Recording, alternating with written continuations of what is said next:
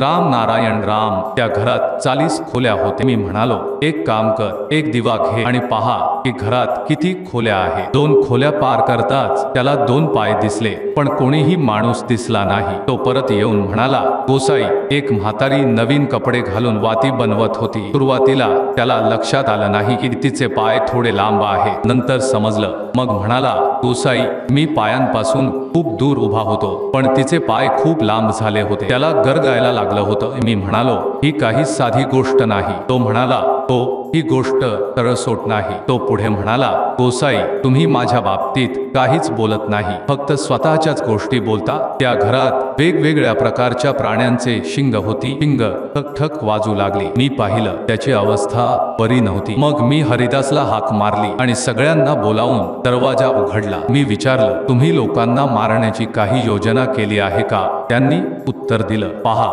इथे अशा प्रकारची व्यवस्था शतकानुशतके चालू आहे, म्हणून इथे जो कोणी येतो त्याला हीच खोली दिली जाते. तुम्ही आला म्हणून तुम्हाला हीच खोली मिळाली. हीच ती म्हातारी आहे जिने गायींना मारलं आणि 16 फकीरांनाही ठार केलं. तो पुढे अजून काहीतरी सांगणार होता. पहा, याच खोलीत सगळं ठेवलेलं आहे. जरा पहा, कोण जाणे कधी काय प्रकट होईल. त्याने मला विचारलं, आत्ताही काहीतरी आहे का? मी म्हणालो, आता काहीच नाही. हे सगळे एक प्रकारचे विदेही आहेत, म्हणजे देह सोडून गेलेले आत्मे.